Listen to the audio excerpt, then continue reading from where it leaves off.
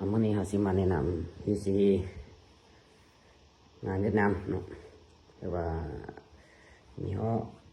Hectico เนาะว่าตัวนี้เป็นตัว2025เลยเนาะหรือว่าเราประกอบอันนี้ใส่2อย่างเนาะหรือว่า2ตัวนี้มันสามารถยึดหดได้เนาะมักสั้นมักยาวมันยับได้เนาะตัวนี้เนาะเกี่ยวกับกิบมือเนาะกิบมือเป็นตัวนี้เราประกอบใส่กิบมือยางแล้วกิบมือนี้จะมี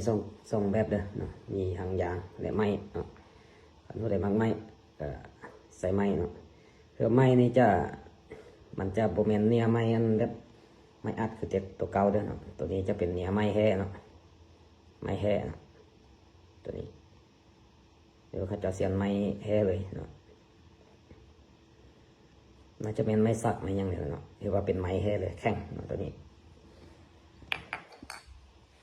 ขันซักมันตัวนี้ไว้ใส่สีแดง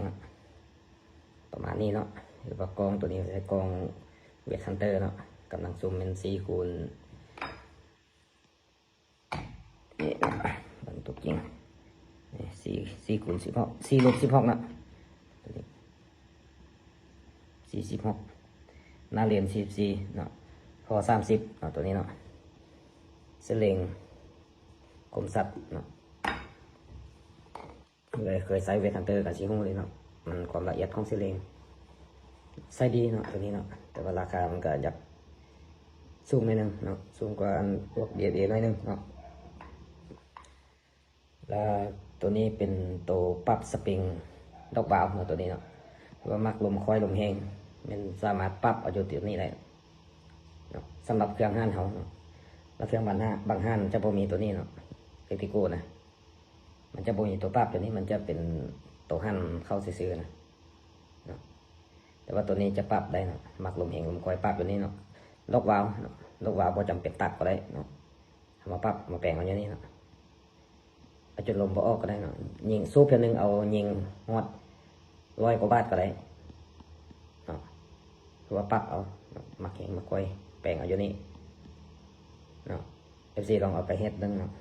อันนี้เฉพาะห้านเฮานี่เฮาแต่งเอาแปลงเอาแก้แล้วตัวนี้เป็นสามารถ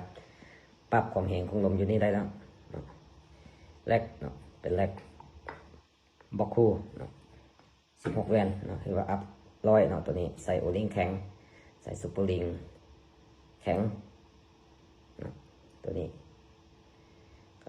บางพ่อค้าไปเว้าว่าอันเครื่องห้านเฮาเป็นเครื่องกอบเครื่องอันมีแต่เอาไปส้มเทียบรถเนาะส้มเทียบอันห้านทุกเกี่ยวของแห่นะมันเป็นอะไรมันต่างกันหรือว่ามันบ่ต่างกันเนาะคือกันทุกอย่างเนาะบ่ต้องย่านว่ามันเป็นของปลอมเนาะอันเดียวกันทุกอย่างเนาะหัวกับหัวแหลมหัวยังคือกันทุกอย่างเนาะแว่นก็ใส่ได้ซ้ำกันทุกอย่างใส่ได้คือกันทุกอย่างเนาะแต่ว่าคือว่าเนาะตัวนี้เฮาขายอยู่บ่แพงเนาะตัวนี้เนาะสนใจหามารถเนาะทางคาร์บอนเนาะตัวนี้เนาะใส่เป็นทางคาร์บอนเราเป็นเราโพลีกอนเนาะเก็บเสียงตัวนี้ใส่เก็บเสียงเก็บเต็กตัวนี้เรา50 เซนนะตัวนี้นะเราของเรามีอยู่45 กับ 50นะว่าสนใจแบบใดก็เป็นแจ้งลูกค้าแจ้งมาเราประกอบใส่ให้เนาะมักสั้นมักยาวเนาะแลกคือกันเนาะลูกค้าแจ้งมาเราเอาซื้อเครื่องนำเราแจ้งมาว่าตั้งลมสำใดเราตั้งให้เนาะเครื่องเนาะว่าเครื่องมีความทรงนะเนาะ